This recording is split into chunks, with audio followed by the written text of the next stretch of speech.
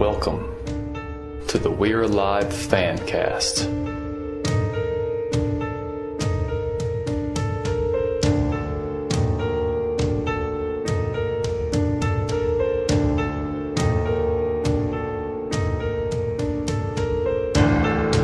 And now, your hosts, Mr. RedBeard and Mick. Welcome to episode 52 of the We're Live FanCast, where we cover every new release of the We're Live audio drama. I'm Mick.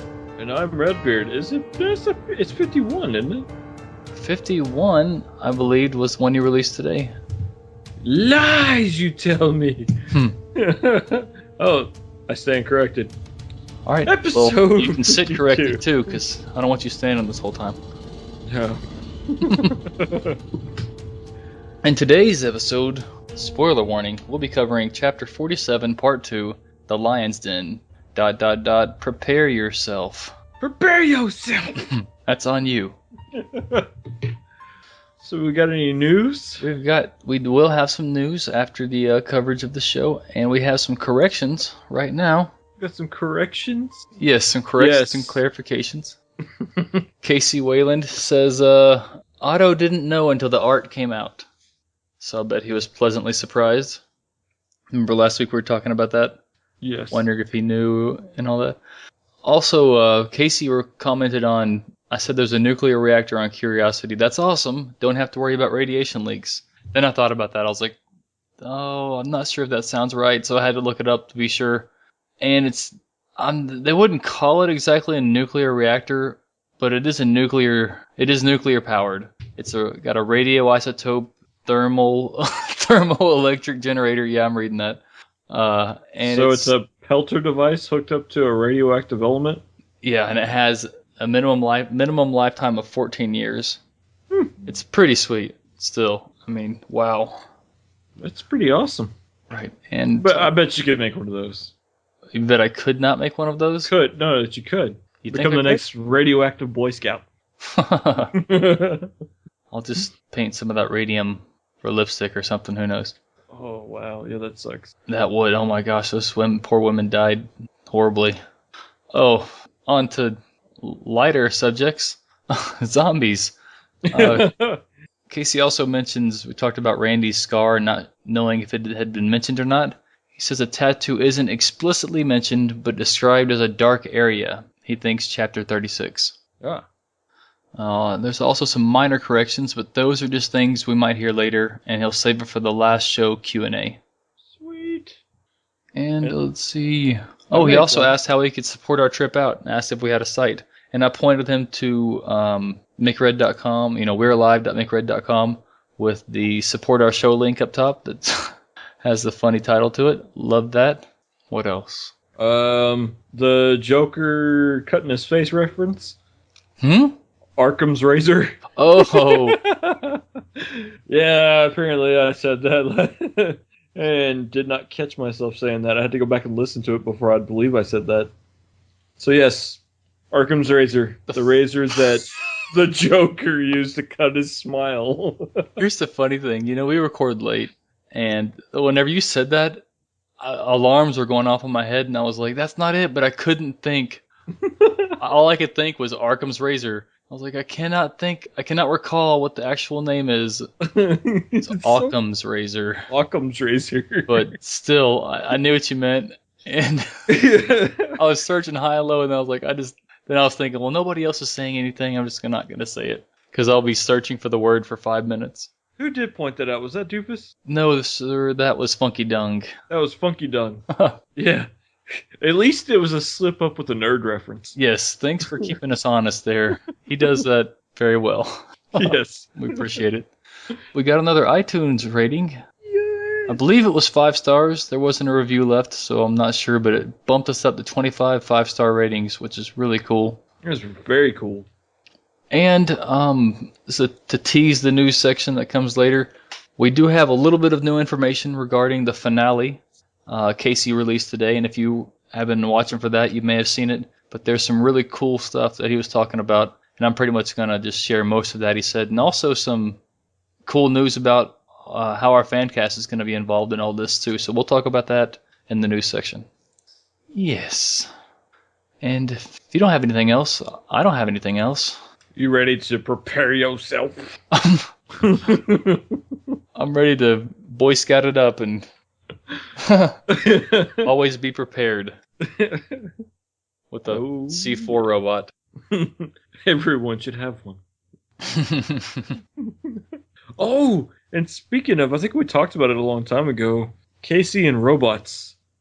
Do you remember this one? Yeah, we may have talked about it before, but the robot, Blinky? Yes, Blinky the robot. Was it Blinky? Yeah. What was it called? Hold on a second. Yeah, check that out, man. I don't remember exactly. I think it was Blinky.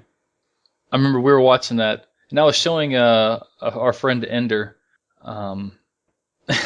And I'd already seen it a couple times, but we were just kind of talking about it after it was over, and the credits were flying by, and I was like, wait a second, that's Casey Wayland. Yeah, it was Blinky. Oh my gosh. If you have not watched that, you need to go out and do it. Oh, I never even put two and two together when they started talking about Cody, but it's just a funny little reference now. Oh yeah, that's funny. I forget how I remember how it ends. I forget how it gets there exactly.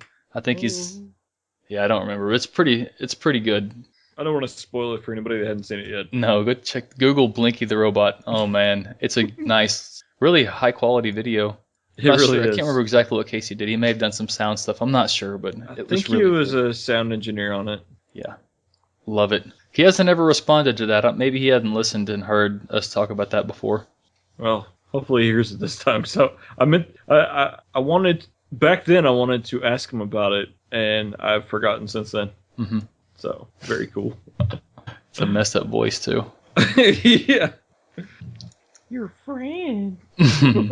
Poor little guy. So you ready for this? I'm ready for it. Ready for some scene uno.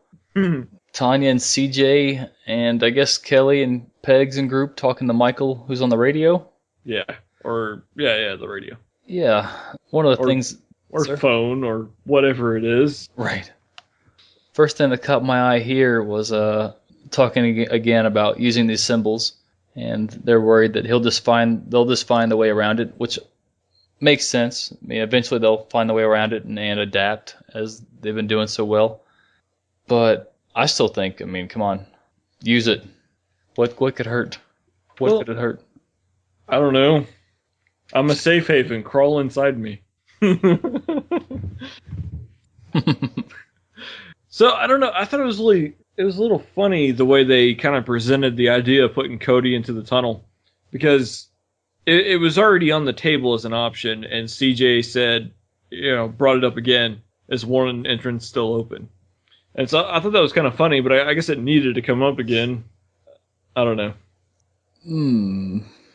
What part was still open you're talking about? The option of having Cody go into the tunnel. Right. I thought that was already on the table as an option. It was. I think she was just asking if he could get into this particular tunnel. Oh, okay. Michael thought that. Maybe I was looking into that too much. And to go back to what we just said, they're not crawling inside of Randy with this symbol on his face. No. No, I'm just kidding. Okay. They talk about the cracks at Ground Zero. We get more in-story clarification from at least Tanya, who doesn't think that the tunnels connect with whatever it is under Ground Zero. Did you, before we get to that, did you hear Vic say no to the scuba gear real quick? Yeah. He's like, oh, not that again. You tried to kill me last time. Remember how that went. I don't think that's ever been answered, but, there's a lot of question whether or not she did that on purpose. I've seen a couple people mention that as some interesting theories. Yes. So he may have thought that too and said no. I think he just saw it as faulty equipment. Like, yeah. I don't want to mess with that. Well, no, they found out it wasn't when he was down there with Tanya. Remember, it was just loose. Yeah, it could. I mean, I'm just saying, whatever he thinks it is, he might just think it was not put together correctly. I don't know. True. Might have been a smart zombie going in there too. Smart zombie going in there and undoing her scuba tanks? Yes. It's as plausible as anything else. Let's throw out anything. Right. So cracks at Ground Zero. Sorry about that. No, that's all. Just kind of touching here and there and all that. Yeah, Tanya kind of confirming that Ground Zero is too far from their current location for it to be tunnels linked all the way to there. Mm-hmm. Let's see. Again, talking about gas coming from something that died, possibly. Yeah, like old. Peg says. Mm-hmm. Like how long? How long has it been there? But CJ didn't want them to continue on a rabbit hole, so go. Yeah, I'm just trying to pick out any other interesting points from here. We've got the little moment again at the end of this scene with Tanya wanting to get a moment alone and to talk to Saul, but he's not wanting to talk to her yet. Nope. So Tanya is sad. That's my final note for the scene. T is sad. How insightful. Poor open parentheses face. You know, since we're about to go to another scene, it kind of applies here, but there kept being these long pauses without any voice or anything. You just heard, like, background noise. It's like, ooh, what's going to happen? Ooh, what's going to happen? It happened a couple times. Yeah, there was some tension build up a few different places in this episode that I'm not used to of that sort of thing happening. Like, oh, what's going on? Awkward silence. It's just weird. Felt kind of like hope there for a second. Wasn't sure what was going to happen. Ready to move on to Bert and Riley? I am. Yep. I was letting you take the lead. It sounded like you. Oh yeah, okay. I was this opens up with another one of those weird little quiet spots where you're just sitting there guessing, and I don't even know what's going to happen. So I'm just, normally I'll write down the scene first, but like I don't know what scene this is, so I'm just like, okay, truck door, footprints on a gravelly place, and then wood, and I'm like, are we at the cabin? Yeah, that's what I was doing too. Yeah, Bert and Riley. And so I guess they've raided this cabin. I wonder what kind of good stuff they found other than the meds in the bathroom. Sure they found some good stuff. And whatever's left of the really old whiskey. Huh. If there's anything left at all. Oh yeah, they probably didn't pour that all out for their Stardust homie. Probably not. So yeah, they're getting ready to leave. They're talking about going to Dunbar, the colony, before they head to the fire station. And then leaving completely. Yeah, Riley's not having any of that, though. No, she's sad. She just wants to get out of Dodge. And I thought when I was listening to this, I was like, oh, finally. Somebody thinking it might be a good idea to leave. Yeah, seriously. Yeah, she's regretting killing Stardust and is really seeing Scratch in herself. That's gotta hurt. Yeah, killed the straight defenseless man. I'm glad that she sees it this way, at least. Yeah, she's still human. And I guess one thing we could separate her from Scratch would be that she's not still like, we gotta go, okay, alright, time to go find Scratch now. She's not still one-track mind like that. She's actually having to stop back and kind of take an inventory of what have I been doing? And what am I going to continue to do from this point? After that, let's see. Yeah, so Riley goes on to blame herself a little bit for Lizzie, saying that, if they had stayed, then maybe she would still be there. Lizzie would still be there. Which, I could see that as likely. What do you think? Bert and Riley stay back and they're not out here doing this thing. They've got a couple extra guns to help out, or they would have had extra help to get the medical equipment back from the hospital the first time. It's so... I don't know. It's probably would have happened anyways. Okay. Just because, it's hard to perform, surgery in those conditions, just with all the fighting going on around you in the first place. There's not a whole lot of locking the hospital down. I'm saying they wouldn't have had to have been at the hospital because they could have gotten the gear back in the first place. Saying there could have been so many other options other than the options they were given and presented. Well, in that case, you could blame CJ too for letting them take all the medical equipment out to the sub-colonies. Okay, so you're not wanting to go there. I don't know. I don't know. You can't predict that in the first place. And I don't know. I think they should have never been put in that situation. They should have never depleted everything out of the colony and put it out at the sub-colonies. I mean, because those people are going to be safer anyways, just because they're not near ground zero. Not nearly as close, at least.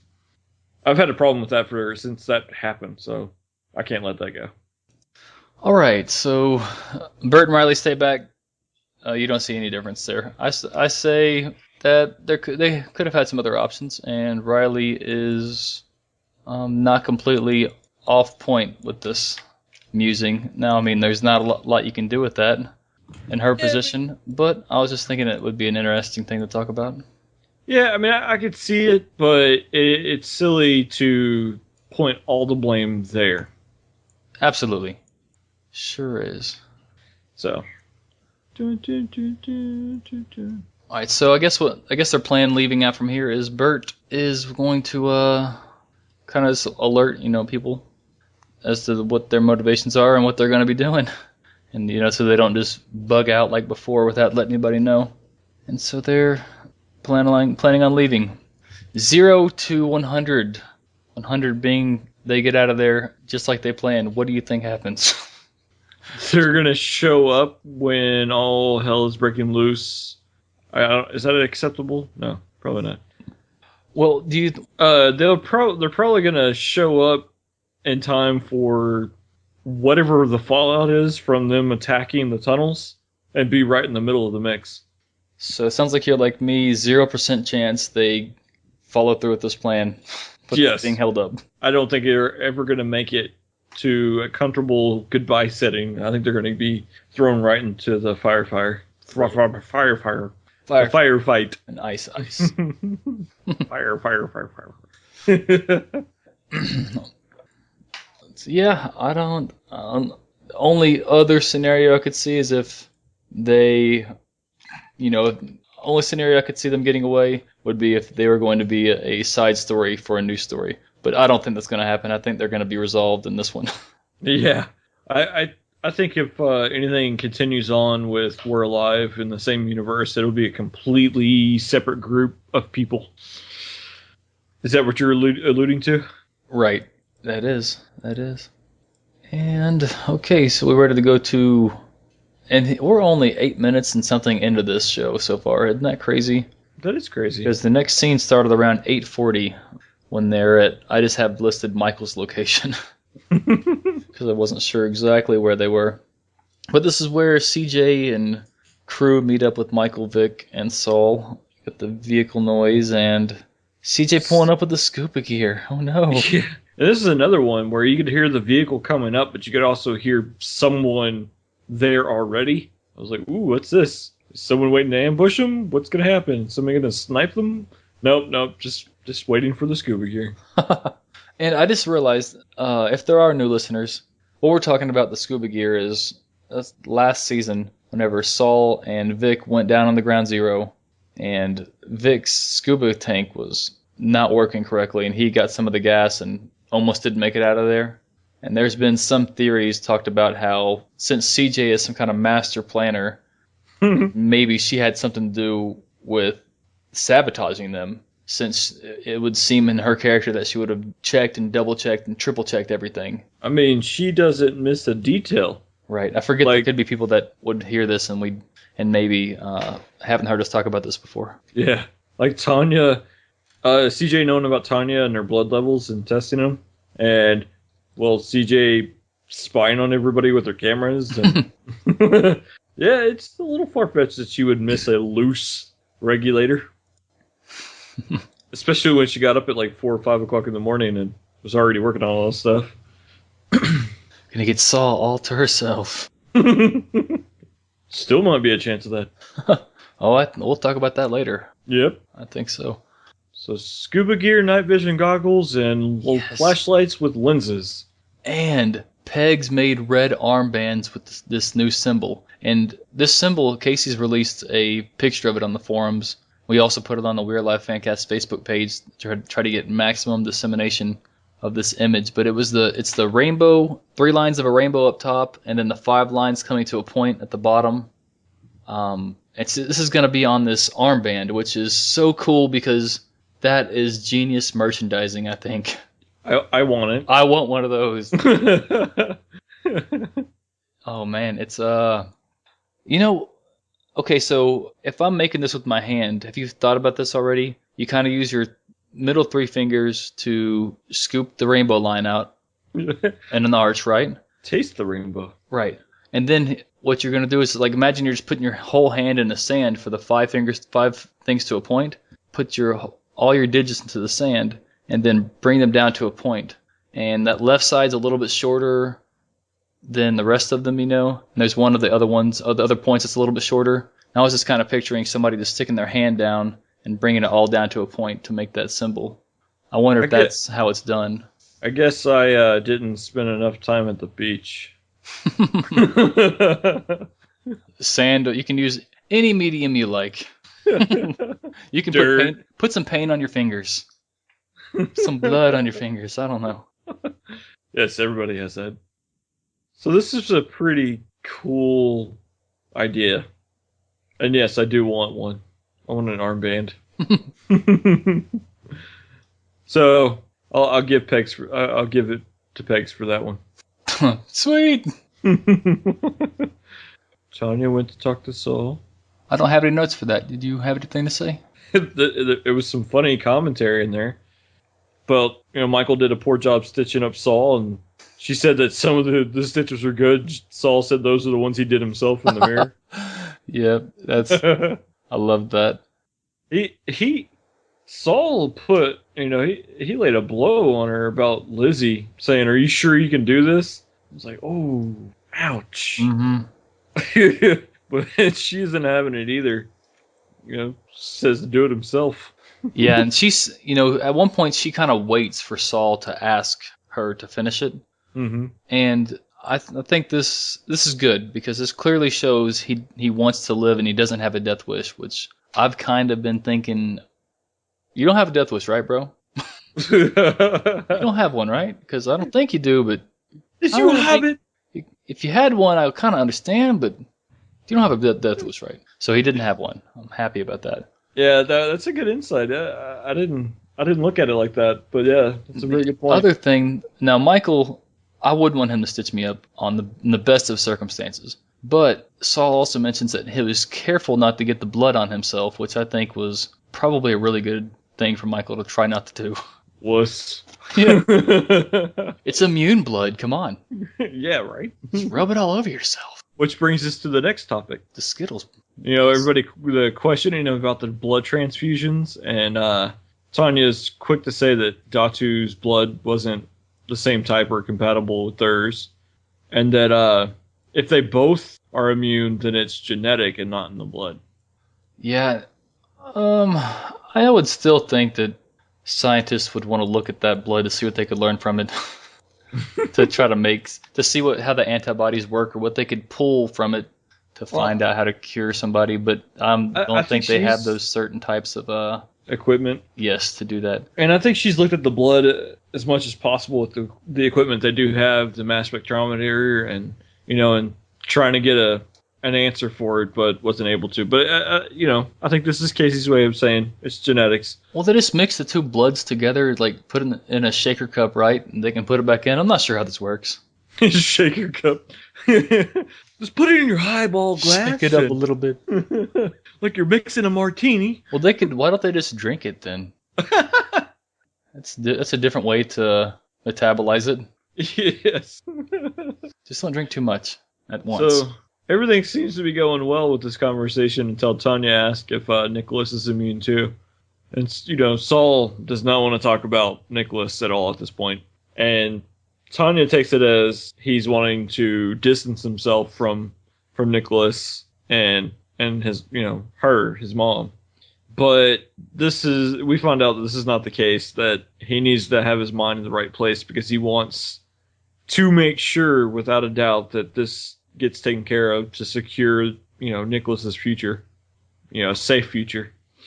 Yes, because when Tanya mentions there's other people, other options, Saul was like, yeah, and they can just screw it up. And I second that. We need Saul. Mm-hmm. He can take care of business, man. And then Tanya goes Star Wars on us, and she says, I got a bad feeling. All I could picture is C-3PO. I got a bad feeling about this. You know, I didn't catch it like that, but there was a lot of people in the forums that made tons of Star Wars references. Did they? Oh, yes. Beautiful. I made it out there. I was checking for any other news to grab, and I saw that you had posted something, so I clicked on it real quick, and then I saw it was just a couple things you'd liked and maybe a question of the week, and I was like, I gotta get out of here before I get all these people's awesome ideas and claim them for my own in my subconscious. I have to make all of my notes ahead of time and then go out there. And if it's not in my notes, I don't even bring it up. It's so hard, too, because there's some of it. And if I do bring it up during the middle of the review, I try to reference their comments. Yes. But I've caught myself a couple times going, I read that somewhere after I say it. Well, it was on the internet, so it must be true. Oh, of course. That's right. I am the aggregate. Not sure if that's a correct usage of that. Guess I'd have to use dictionary.com. You could also call yourself the scraper. Oh my gosh. Let's not touch that. Dude, you've got to watch True Detective. True Detective? Oh man, you'd love it. It's Matthew McConaughey and... No, exactly. Go into it like that. Go into it like that. Please. What is it on? It's on HBO. All right. Hey, Future Mick breaking in here. We're going to have to split this up and throw this onto the Outtakes section. So if you want to hear some more of our extended talks about this sort of thing, it'll be at the end after the credits. And back to the show. All right. Oh my gosh. Where were we? We had the longest tangent ever. We're going into the scene where Kelly is talking with Vic, and it's confirmed. Or is it? Oh, it's very flirtatious. I think it's enough to say yes. Oh, I'm saying that. Yeah, I'm thinking they had some sort of activities prior to this scene. Yeah. He said, "Yeah." I got it on. Just based on the line, "Thanks, I got it from here. We can shower on our own," Vic says. Okay, so we start talking about who maybe we could stay around and help. Well, CJ is painting the symbol on something. What is she painting it on? All kinds of stuff. She was like, I heard that spraying sound, and at first, my first thought was like, what is this? I thought it was like the Bianca breath spray, Dumb and Dumber style, like, you know, like what are they doing? And then I realized, because I kept going back and listening to it, trying to figure out what it was, and then when I finally went ahead a little bit, I realized it was CJ spray painting. Like, dang it. I was wondering if it was some kind of misting setup for the Skittle stank.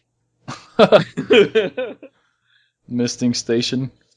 So yeah, good. You can continue on with what you were saying about Tanya and Kelly were volunteering to go in. Yeah, they were, and Vic didn't like that so much when Kelly said she could help out. Being protective of his interest. Mm-hmm. And Saul does say how Kelly was really an asset at the hospital. They're going to use the video off of the navigation system for Cody, and will not detonate the C4 until they see ink. Oh man, if only it would happen just like that. Right? That would be really cool. Because they're detonating the C4, this will be a one-shot deal for Cody, and will be the end of Cody. Right. The C4 placing robot, which will be going up in the boom himself. Yeah, I really wish this was going to happen like this. I don't see it happening like this at all. I do see the C4 going off and killing some zombies, but just not Roberts. Well, I'm wondering if nothing else, they'll take out or try to take out the new numbered ones or whatever the heck they are. Oh yeah, the hybrids. Or Randy. Randy.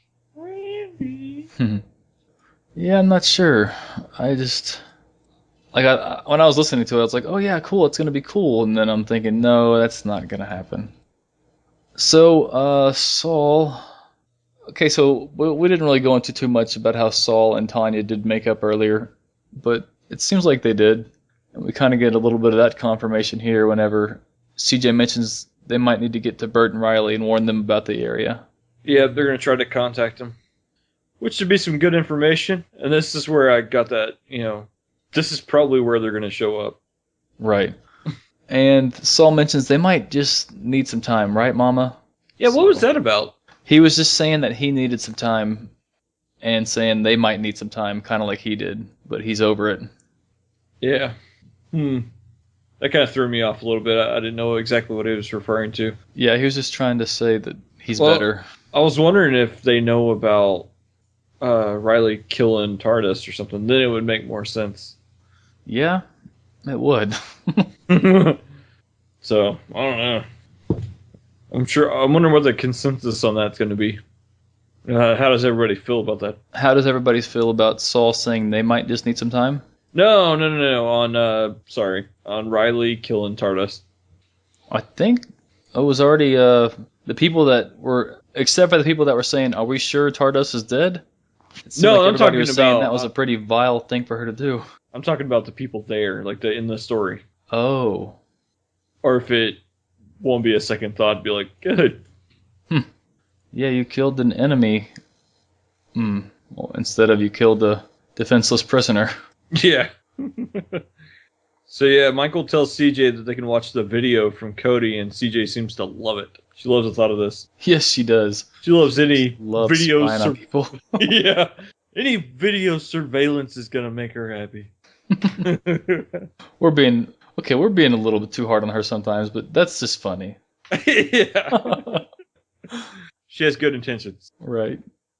But I seriously think that's a window into whatever she was involved with before the outbreak happened. I'm leaning towards being some kind of espionage or something. Oh, yeah, I could see that. Hopefully we do learn that. That would be cool. It would be kind of cool. So we get another. This episode's full of these little bitty sayings that if you're not listening for them, you might not catch them. But Michael mentions, Kelly tells Michael to watch him, will ya? Talking about Victor. And Michael gives him a huge vote of confidence, which is not like Michael lately when it comes to Victor. No. Because he's getting to where he can trust him now, and he says he'll be fine. He knows what he's doing. I thought that was huge. Yeah, that was huge, especially for him just dragging him through the mud any chance he got. Hey, just get on the 50 cal and pay attention this time, will you? Come on. Gosh. And then here's the other thing, though. He says this to Kelly when Victor's not around for him to hear it. Right. He's like, I believe in him, but I'm not ready for him to hear it yet. Gotta keep him on his toes. Okay, so Saul, I had to turn it up. I could not quite hear this line. When he talks to his mom, he says, we'll go over does he say baby books? Yes. When he gets back. Okay. Yeah, about child care. Yeah, that's what I thought. Either that or just the other, the baby books that mothers and fathers keep about their little babies. I wasn't sure, like, if he said books. I was like, is it books? What's he saying? The baby, what? Okay. Because it kind of dropped there. And then one of the coolest parts of the episode. Did you catch this? The dogs are fighting. Yeah, okay, so yeah, this scene's crazy. Yes, CJ hands Saul a weapon. A really cool weapon. Her katana. I know. He's going to go Leonardo on some zombies. Oh, boy. And another reason she handed it to him? Because instead of Victor or Michael, she wants him to make it back. Oh, yeah. And there's some other references that I didn't know behind someone giving a sword to someone else that's in the forum feedback. Interesting. Yeah. Also, she sounded somewhat emotionally affected when she says bye. I caught that too. Okay, cool. I'm glad I wasn't the only one, or that I'm just digging too deep here. Don't want to do that too much. Got to do some. So, we kind of end out here. Saul's like, you ready for this? No, but we're going to do it anyway. Then a nice little guitar music, followed by... Well, I was wondering if the katana going back in the sheath was a canned noise, or if it was something they did on set. That would be cool to know. Yes. Okay. So... Let's delete. No, don't delete. Wow, we have a lot of episode left. No, not really. We got two scenes left. Yeah, I meant like a lot of episode for us have already talked this much about it. Well, we had a long tangent. So, about 20-minute mark, Pegs and Dunbar with CJ, Tanya, and Kelly. And they're kind of separating, gonna be doing what they're doing. They're kind of doing some, I guess, garrison defense, getting ready for any kind of retaliatory attack. Kelly's gonna go to the relay on the roof and work on that. CJ actually has a vote of confidence there's a solid plan. She's going to watch the cameras. And also, as part of this defense, is they brought the minigun into the lobby, which is so cool. Oh, really? Yes. Totally missed that detail. Oh man, it's perfect. I mean, you could do a video game so easy out of what this attack is going to be like. Set it up. I know that a few people are trying to work on one, like in a Gmod. Oh, that's awesome. Yes. But this would be pretty easy. I mean, you could have a scene where it's going to be Michael driving a remote control vehicle with the video feed, waiting for the zombies to come out. And you could be Victor shooting at this, the thing that happens later. Michael driving. And then if the zombies do attack Dunbar, you could be on the minigun in the lobby. Tearing them up. Yes. Entrances have reinforced concrete to watch out for the Kool-Aid behemoths. Kool-Aid. Oh, yeah. When the phone rings and we get another one of these tense moments. This was hilarious. This was hilarious, but man, I couldn't breathe the way they set this up. I was like, oh my gosh. Are they dying? Are they dead? Is this the end? It's Pete. Good old red shirt Pete. Oh my gosh. And he got the water pump working. Yeah, my first thought was, I was like, oh, does this have something to do with the underground activity? Right. Somebody brought up in the live call about on the live show, they were talking about if they couldn't get the pump working because there was a tunnel under there, right? Yeah. That was the first place I went to when I heard that. I was like, oh, it's happening. Mm-hmm. And there's some good feedback on this part on the from the forum too. Oh, cool. Well, it's at this point that they CJ, Kelly, and Peg start to have the discussion about, well, if the water's working, then we can go back, right, and get the other colonists back. And CJ says, like a good leader, let's wait and see exactly how well it's going to work, and then we'll get in contact with them and just kind of let them decide. Maybe they like it out there. Maybe they're not getting attacked or anything that far from LA. And the question of not if they would come back. Right. And then Pegs talks, great, we'll have a water source for gardening and all that stuff. Yeah, did you hear the tone in CJ's voice? Like, yeesh, really? Really? You're going to make us more dreams. food? Jeez, I hated all those nice fresh vegetables. Well, it seems like Peg's so easy to just forget the world around her and focus on her little, part of it. Yeah, that infectious optimism, you got to watch out for that. I always hear that's bad in survival situations. Yeah, well, sometimes it'll piss you off. Well, might not have to be around this kind of people then. You're in good company. So, and then Kelly just goes, yeah, whatever, the radio's important. Keep dreaming about your tomatoes and potatoes. Hey, I'm all about it too. Just pick your moments and pick your battles. There's a minigun in the lobby. You can worry about gardening later. And this next scene is so awesome. It really is.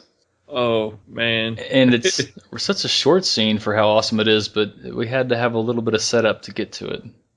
We had to prepare ourselves. Prepare yourself.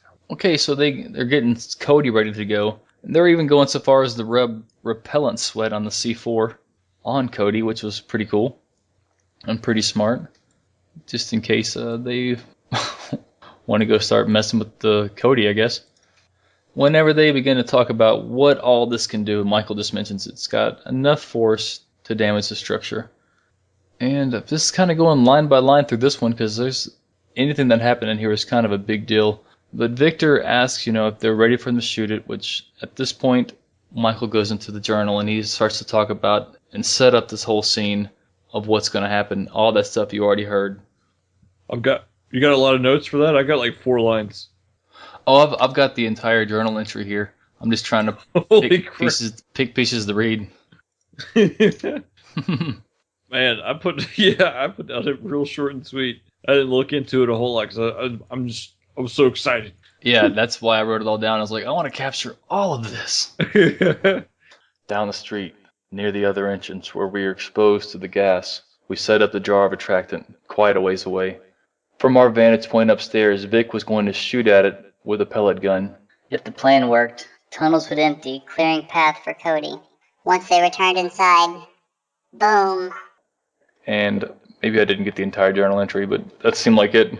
So anyways, they start this mission. Vic shoots it. Zombies come out, just like we talked about.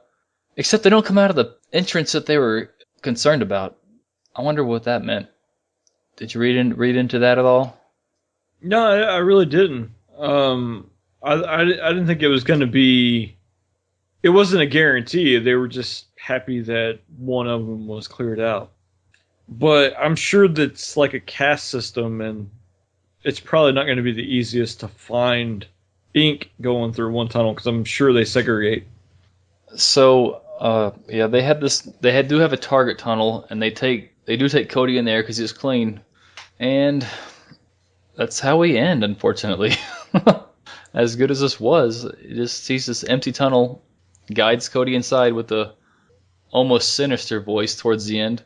And we get some lullaby music. Oh no, I'm just realizing what lullaby music might mean. No more zombie babies. Oh, no more zombie babies. I wasn't even sure that was going to be the case this time because of the so few human subjects for ink to test on. Unless the zombies are making their own babies. Right. So my first thought was, oh, still no Scratch. Is she the new hybrid zombie? I just think that'd be pretty wicked, but I have a pretty good feeling that she's probably out raiding supplies from the colonists that left. Yeah, they've been out of contact now, so that could be a possibility. Yeah. So Scratch, the big hybrid killer zombie. Hopefully not. I think it'd be very fitting if she became the monster she already is. What happens when you're a monster, or when you turn and you're already a monster? Quoting Tanya a few chapters back. Yeah. Foreshadowing it too. Nah, I don't know. That's pretty far-fetched, but it would be awesome. Where's she been? It's as possible as anything else in this story. Alright, so into towards the end of the coverage with the favorite lines and the ratings. Did you happen to pull a favorite line this episode? What I do is that I thought I highlighted it. Well, Tanya saying finish your own stitches was pretty awesome. That was. Get your crap together. I think that might even be the one that somebody picked. I think I'm going to go with one of Tanya's as well. She says, I love you, Saul, more than anything, but I can't let you blame me anymore. Yeah, that was pretty powerful and finally forced him to kind of come to grips with it wasn't her fault, which I'm sure is hard to do in that moment. Then ratings. RedBeard gave this a solid 5. Oh, you know it. And I'm giving this a 4.25, but I'm pretty sure we're about to ramp things up like crazy. And I'm ready to go to the news section. You ready? Sure thing. All right. So, Casey shared some things. He posted out a new We're Alive, the series finale page on the Zombie Podcast page. And I'm gonna read a lot of this verbatim just because it's stuff you might want to know if you're keeping up with We're Alive. And Chapter 47, Part 3, that's going to air next Monday, June 30th, in the podcast feed just like normal. Then on July 19th, the finale will premiere in LA. And this is pretty cool. They're planning on streaming part of the event online, like the pre-show and the Chapter 47 performance, that's a live, it's going to be a live show of this chapter we're listening to right now. And that's going to all be streamed live. But once the finale starts, the feed will no longer be active. Also, they're not guaranteeing that the stream will be constant because, they can't control all the technical stuff in between them and everybody else that's going to be listening. So they're just going to do their best to get all that going, and plus that is free. 2 days later, Monday, July 21st, as we talked about last week, the finale will be available for purchase for $5 as part of the series finale package. And now we know what that includes, though. This is the new stuff. It's going to include Chapter 48 and a selection of original music from the series, which is 3 tracks, which is really cool. Looking forward to picking that up myself. Oh, yeah. Also, he mentions, why are we charging for it? He's like, relax. It'll be free at a later date, and they're doing this now to do a little fundraising and also give the people who couldn't make it to the finale a chance to get it early, which I think is really cool, and I'm definitely going to get it. RedBeard's going to the finale, and I think he's going to get it as well. Oh, yeah. Just to have it. Here's some new stuff, too. Hold on. San Diego Comic-Con, July 23rd through the 27th. They typically have a meet and greet there on Friday, the 25th, and they might have a few other things too, so stay tuned for updates. And then Monday, July 28th, 2014, there's going to be a finale test stream. They're going to stream Chapter 47 Part 3. They're going to test that at 6 p.m. Pacific Standard Time, and that will air 47 Part 3 to make sure all the settings are correct for the finale, which will be the next day, Tuesday, July 29th, at 6 p.m. Pacific, which is our time, 8 p.m. Central Time, and of course, it looks like 9 p.m. Eastern. Finale streaming event online. This will be the streaming of Chapter 48 with a short pre-show online and an after-show Q&A session hosted by us, Mick and RedBeard from our FanCast here. The pre-show starts at 6. It'll give time to get everybody tuned in, and then Chapter 48, the final We're Alive chapter, at 6:15, immediately followed by a Q&A with the creator Casey Wayland. About an hour after the stream, they'll have the episode available in the normal podcast feed. But just for one last hurrah or whatever, it's going to be cool to see everybody there. Oh, yes. You going to be there? I might make it. Okay. No, and I don't know. I'm definitely honored to have been asked to help host, anything to do with We're Alive, especially to help out with the finale like this afterwards. That means a lot. Oh yeah, that's going to be an incredible experience. Mm-hmm. And I'm not sure I want to share this to everybody, but yeah, I'm a little bit nervous. It's a big deal. It's a big deal. You ever seen a ginger cry? Of course they have. They went to elementary school. Holy crap. So a little bit of MickRed news. We're currently in the process of migrating our content to a dedicated virtual web server, to hopefully solve these speed issues since they're throttling us down. Oh man, they're not just throttling us down. They are putting they're putting their freaking foot on our neck right now. It's terrible. Like, I almost said we need to just stop putting anything out at this point until they get this fixed. But I'm glad that I didn't bring that up, because it turns out some people were actually still able to get it, but it is just slow downloading. Yeah. But I'm excited about the what this is going to bring us, though. I mean, we're going to have a lot of functionality brought to the table with any podcast that we continue to do in the future. That, and I mean, if there's other people that want to join the network and need help getting their podcast started and want to find some relatively nice price for hosting. Oh yeah. Or man, if you want, I know we got a lot of independent short story writers and just a lot of creative people out there that listen to We're Live, and so if you guys need a place to throw your stuff, just let us know. Right. Okay, we're ready to go on to question of the week and listener mail and all that stuff, followed by forum feedback. Yes. Beautiful. All right, question of the week. What kind of crazy, funny, silly, serious, maybe realistic thing is Ink working on under there? What's all that rumbling? And Doofus Monkey says, Inhuman Centipede. Where are you looking at? I added this one, and it was a very recent entry. Oh. Sorry. It's okay. I meant to not spring that on you, but sorry. No, it's all good. So I got the next one to be Todd's. Yeah. Okay. A vaguely humanoid creature with green skin, a tentacle beard, and tattered, undersized bat wings. Ia? What? I'm glad I'm not the only one that's lost on that. I'm sure. I don't know what that sure people is. know what that is. IA exclamation, IA exclamation. Yeah.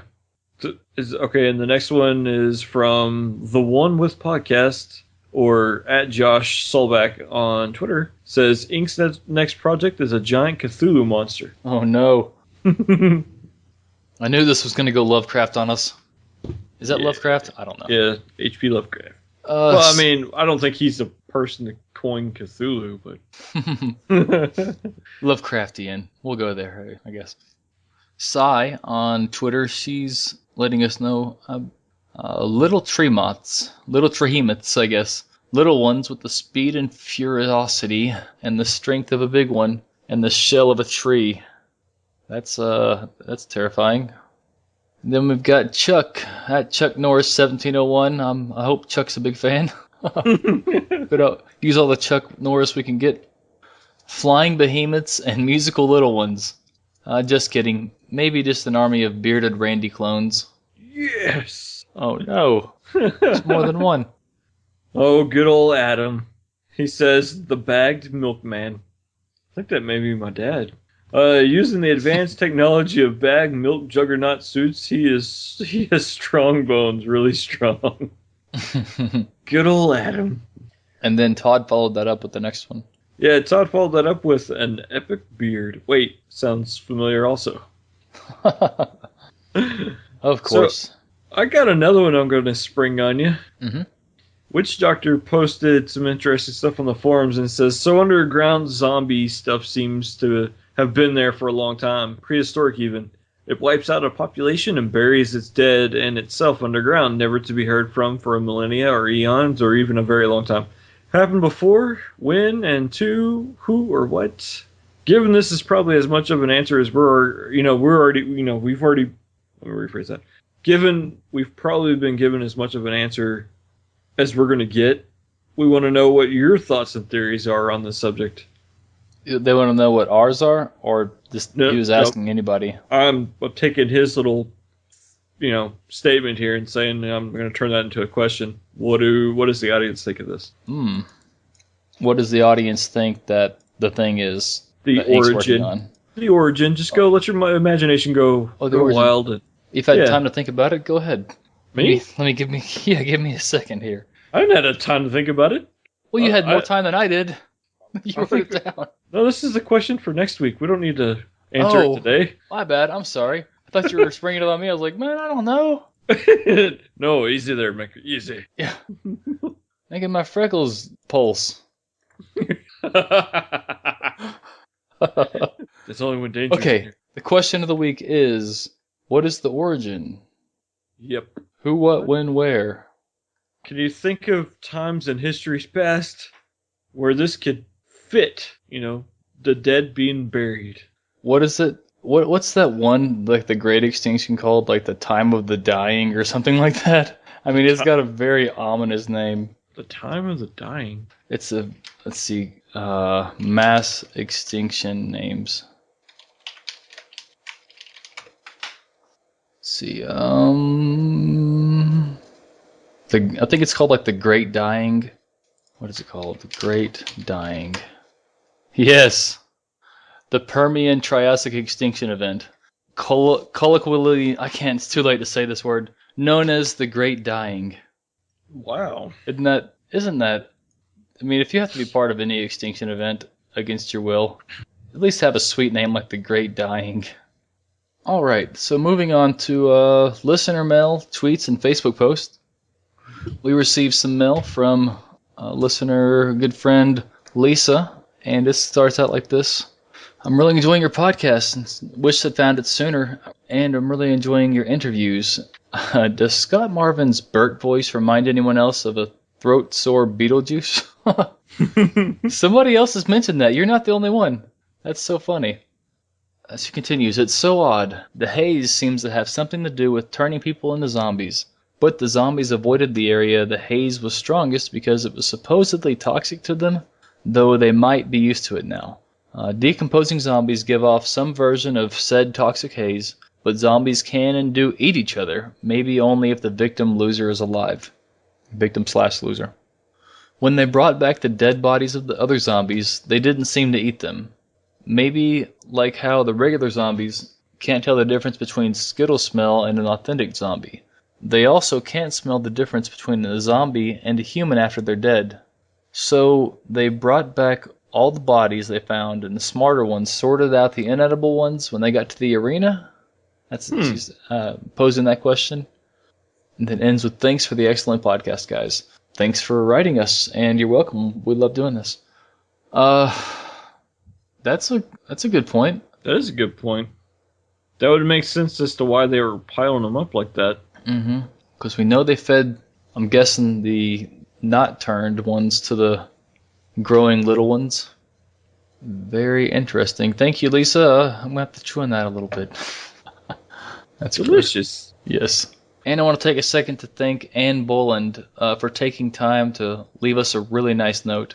Yeah, that kind of floored me, and it meant a bunch to us. I appreciate it. Thank you. See, Adam says, I'm so tempted to buy the commercial and fill these 2 minutes with something really stupid. And I replied to him. I said, hey, we already did 2 commercials for you. Let's do it. With Tony Ray.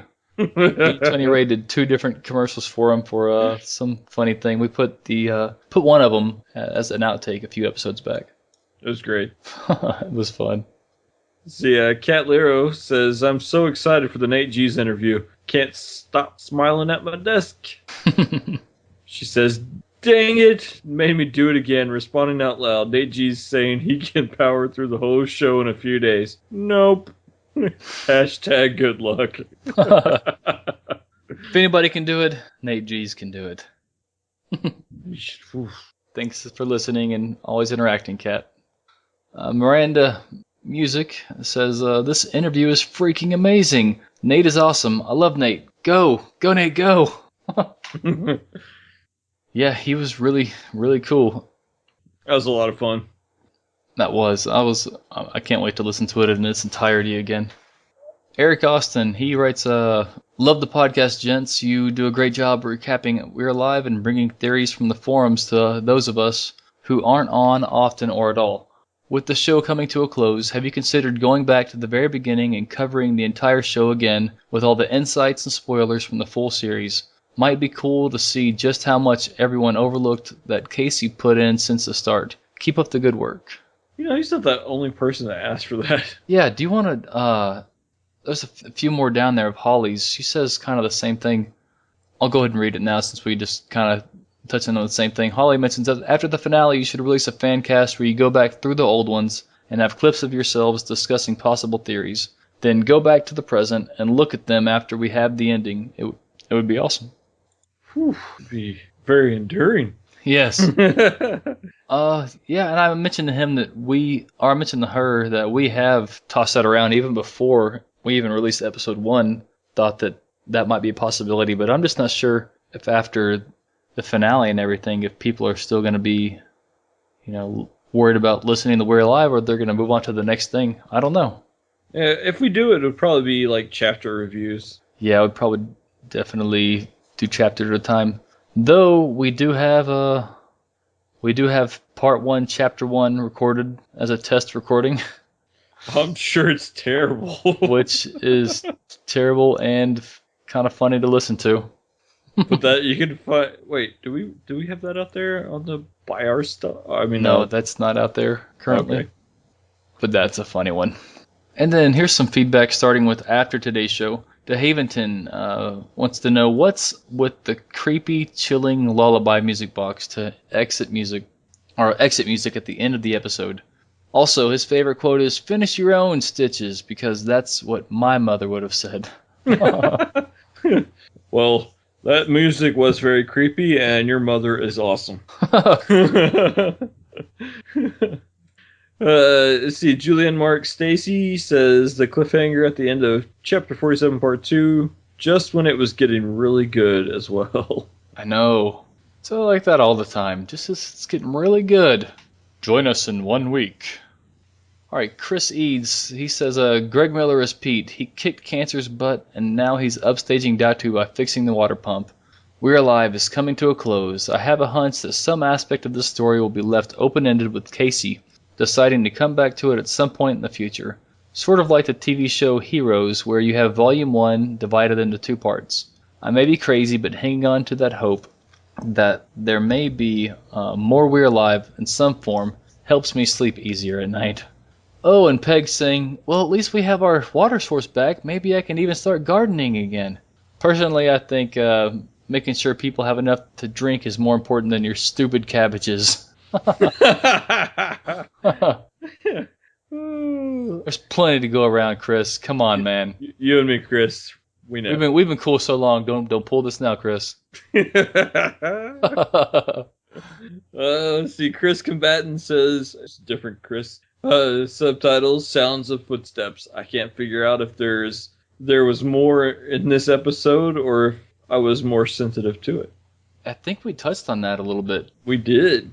And I think that's Casey just kind of dangling the carrot. Yes, turning that suspense and tension up to 11 on us. Oh, it was good. It's going to get worse. To 11? All right, to finish out the listener feedback from Facebook and Twitter and email and all that, current occupant on Facebook says, for some creepy reason when the phone rang, I was expecting Scratch to be on the line. But that did lead to one of my favorite lines with CJ and Pete's initial comments. Next best line was Saul and Michael. You ready for this? No, but we're gonna do it anyway. He mentions he just found the FanCast about a month ago and has been doing a marathon re-listen to Season 4 followed by the FanCast of each one. Caught a few things I missed the first time though. Wow. Awesome. He started with the Scott Marvin interview, by the way. We were talking a little bit more after this. Really cool. What an episode to enter on. Yeah, seriously. Oh man, there's not much uphill from there. But that's a serious marathon going back. Oh yeah. Many chapters and parts and us droning on. Well, whenever we get to the point where we have a little downtime in between projects, we'll probably go back through and listen to it ourselves and try to do some critiques and kind of learn from mistakes, which I look forward to because it should be a laugh. Yeah, I kind of wish we had all the outtakes in just one big thing. Oh my gosh. The real outtakes, not just, extended cuts that we put at the end. Okay, so we got the forum feedback. And with this, over. I didn't divide it up. It's just we'll do one and trade off. Okay. Back and forth. So go ahead and take the first one. All right. PMC Hawk says, poor Pete, to which Genix replied, yep, Pete is toast. I kept thinking that too. I was like, why is that? Dude. Because he was expected for a long time to be a red shirt. Mm-hmm.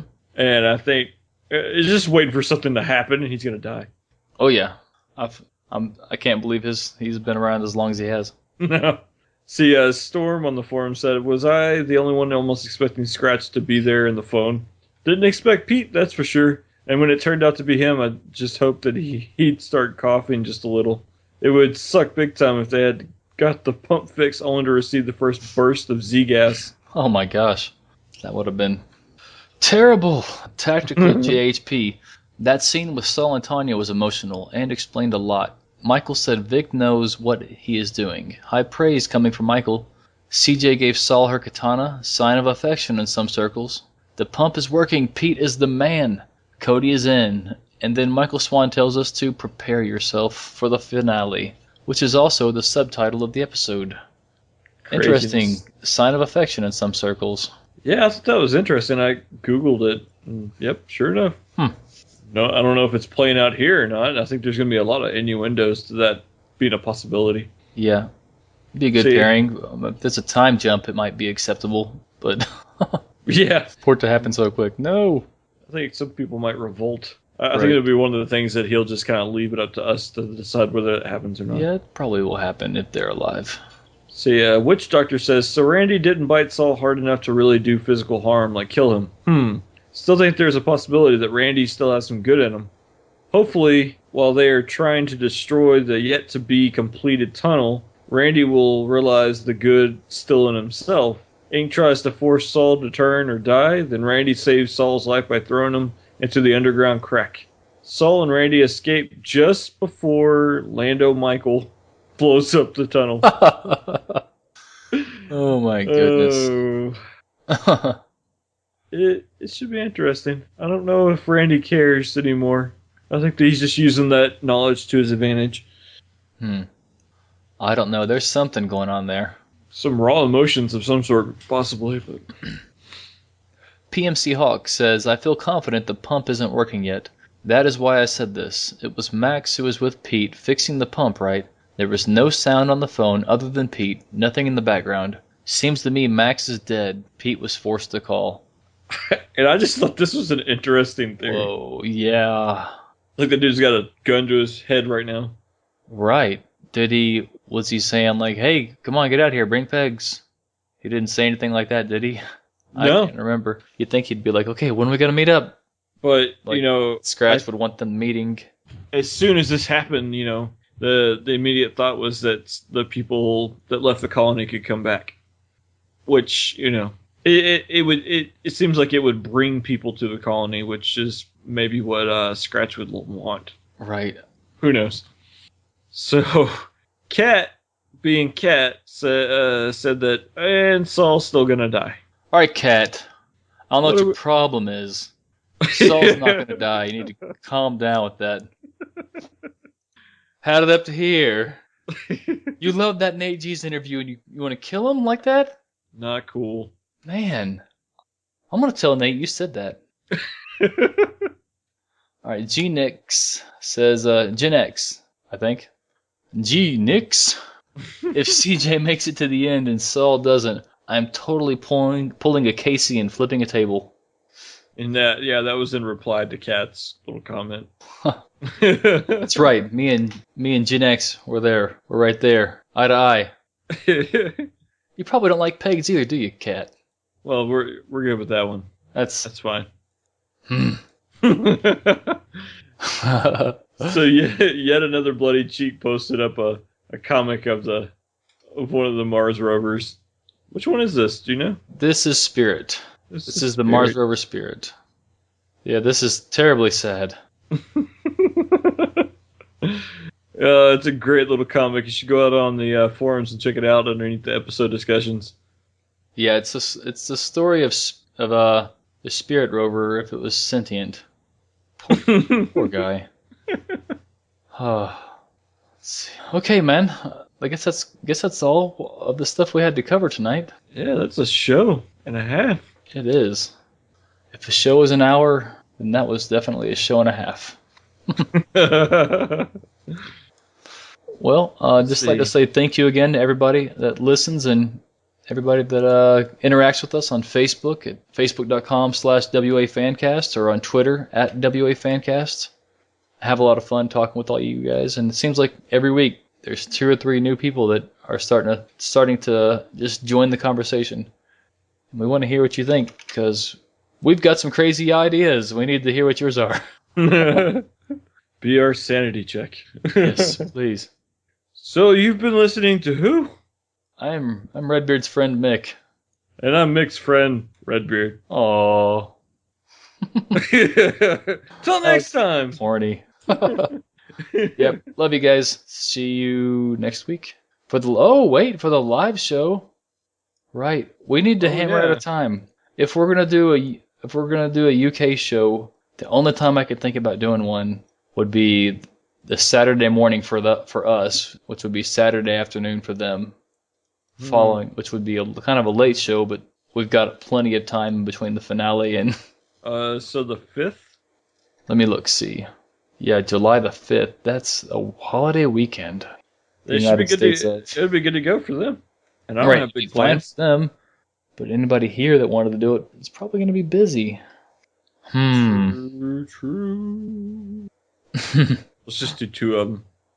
Just do 2 of them? Yeah. Well, I'm not going to promise that straight away, as my British friends would say, just yet. But yeah, look for more information on when those live shows will be. And if we cannot do the first one, at a UK-friendly time. We'll definitely do a second one sometime before the finale. Alright, so like we said, this is Mick. And this is RedBeard. Talk to y'all next week. Thanks for listening to the We're Alive FanCast. If you would like to send feedback to the show, you can email us at we'realive@mickred.com, and we will read your mail on the show. We want to know what you think about We're Alive each week. Tweet us or email us your theories and reactions to that week's show. You can tweet us at WAFancast. Visit our website at MickRed.com. MickRed is always spelled MickRed. You can find the We're Alive Fancast on Facebook. Just search We're Alive Fancast. Special thanks to Kevin MacLeod for letting us use his song Ghost Apocalypse in this podcast. This has been a MickRed production.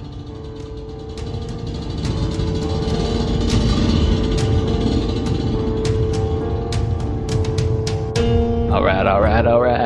Gotta watch True Detective. True Detective. Oh man, you'd love it.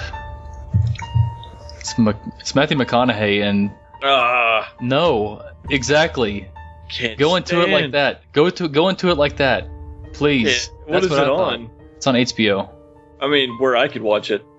On HBO with somebody else's HBO Go. Well, that ain't gonna happen. Why? I'm too cheap, and I'm not gonna steal someone else's crap. Oh. No, it is. Wow. Matthew McConaughey. No, you can talk that all you want, but believe me, I love Matthew McConaughey now. I know. Oh, he kills me. Alright. No, I'm a huge McConaughey fan now. I gotta see Dallas Buyers Club. I haven't seen that. Oh, I have no interest in watching that either. He's different, man. He won the Academy Award for that. Alright. No, but Edge of Tomorrow, I don't know anything about it except it's a time loop movie. And I'm determined to watch and maybe talk time travel movies. I love them. I don't think it's a time loop movie, is it? Yeah, it is. I thought it was. It's more like a video game, and he just keeps getting new lives. Yeah, except it's not a video game, I don't think. Sure looks like a video game. Okay, if you don't want to go see it, whatever. I'll find somebody else that likes time travel movies. I don't know. Something happened after I watched Vanilla Sky, and I just can't look at him the same anymore. Vanilla Sky was amazing. It was amazing. I just can't look at him like just the same anymore. That messed me up. I can understand that. That movie messed me up. That is one of the biggest reasons. But let me see plot. It was so sad. It's very depressing. You watch Center of the World and Memento. I've seen Memento. What's the other one? There's a couple drug-based movies that are just like, just want to crawl in a corner. Trainspotting. What is the other one? There's another one. I've seen Trainspotting. I didn't get into it that much. Salton Sea. Never heard of that one. It's good. It's Val Kilmer. It's time travel? No, those aren't time travel. Those are terrible, depressing movies. Okay. I mean, they're good, but they're very depressing. Well, one of them was kind of, that you mentioned was kind of weird. And Trainspotting's definitely got some weird stuff going on in it. Yeah. That's called heroin. Exactly. Oh, Memento, I guess because of his short-term memory loss, it's kind of like time travel. Yeah, it's all fragmented. Yeah, it messes with the timeline, which I like. Alright. Okay, to set up this next part here, we had a listener who had a project to do, and wanted to make it as We're Live Easter eggy as he could. So he asked me if We're Live Fancast could help, and this is what we put together. Basically, he had this. It was supposed to be warning people about this product called Shoe Shut, and we were supposed to do a little radio improv thing about Shoe Shut and talk about it and all that crazy stuff. So here it is, and see if you can guess who it was that said they'd do it with us. All right. All right, that was "We're Staying Alive" by Casey and the Cross Boys. What did you think about that, there, Robbins?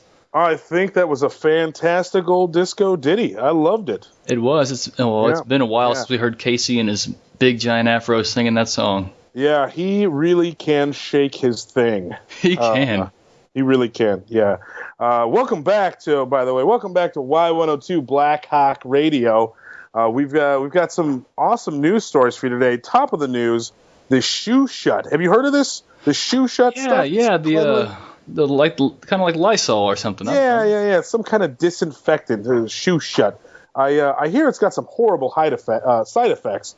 I don't know. It might have height effects as well. Actually, that's part of it. It's making people's digits invisible. Like whatever they spray, they're hidden from what they can't see it anymore.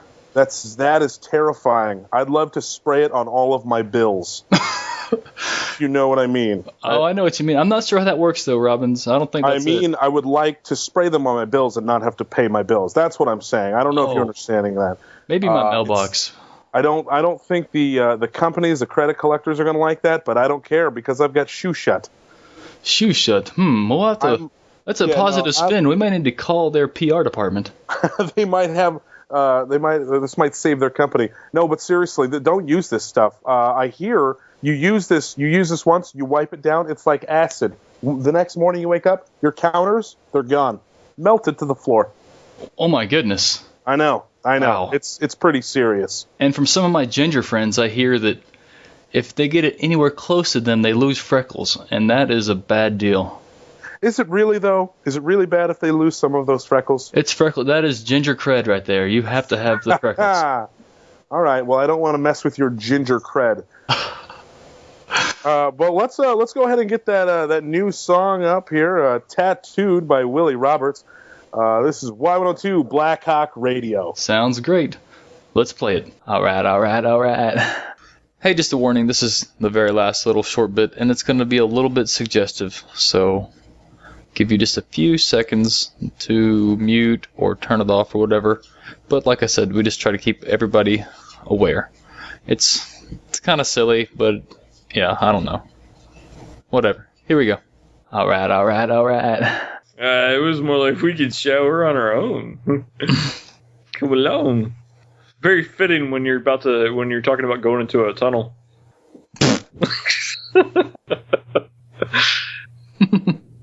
With a robot. Well, that's better.